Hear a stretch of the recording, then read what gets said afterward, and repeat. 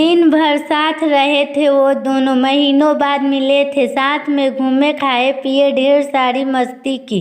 बहुत दिनों के बाद मिलने पर दोनों एक दूसरे पर अपनी सारी हंसी, सारी खुशी और सारा वास्तव न्योछावर कर देने को तैयार थे। सारा दिन कब बीता पता नहीं चला। नहीं किसी गंदी नीयत से नहीं मिले थे वो, और सच कहा जाए तो ना ही सदियों पुराने प्रेम के परवान चढ़ने की वजह से उनके मिलने की कोई वजह थी तो वो थी उनका स्नेह। हाँ, सिर्फ स्नेह ही।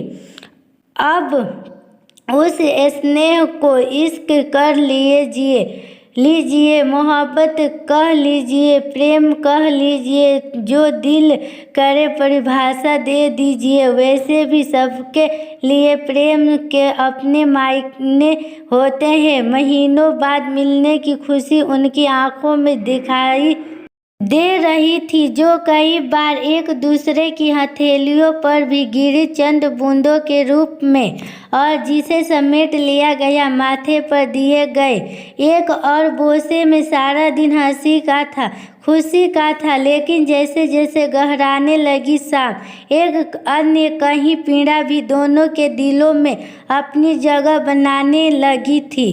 दोनों कष्ट में थे। अब से कुछ पल बाद हम अलग होने यह सोचकर, किंतु जाता कोई नहीं रहा था। रो पड़ने के डर से। अजीब ही होता है जब हृदय में पीड़ा हो और आपको स्वयं की मजबूती साबित करनी पड़े। शाम करीब आती गई और करीब आता गया उनके फिर से अलग हो जाने का वक्त भी, वो वक्त जो एक हकीकत था पर जिसे सपना बनकर जिए जाने की कायावाद चल रही थी। दोनों में से कौन पहले बोलता, यह भी थी फसाद की वजह। आखिरकार कहते हैं ना, लेडीज फर्स्ट। वही उठी भारी मन और पलकों के साथ बोली, अब चलना चाहिए। उसके बस में होता तो वह वक्त को वहीं पर थाम लेता,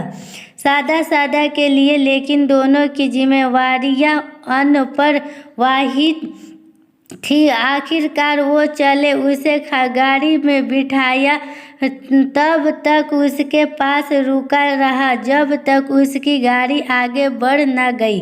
उसने जाते हुए उसकी आंखों में निहारा और उसे दिखी ढेर सारी यादों के बीच ढेर सारी उदासी छुपाई। वह लड़की मन कर रहा था कि एक और बार गले लग जाए, एक और बार उसका हाथ पकड़कर उसे अपने साथ होने की तसल्ली दे दे, और हो सके तो थोड़ा सा रोक कर अपनी आंखों से ठंडी कर ले। अंदर बहुत शोर था, लेकिन यह शोर सड़क पर चल रही उन अनगिनत गाड़ियों की आवाज में दब कर रह गया। वह चल गई। वह उसे उछल हो जाने तक देखता रहा और हवा की ओर मुंह करके बोला, सुनो लड़कियों, तुम क्यों उदास ना हुआ करो। तुम्हारी उदासी में सिर्फ तुम उदास नहीं होती, बल्कि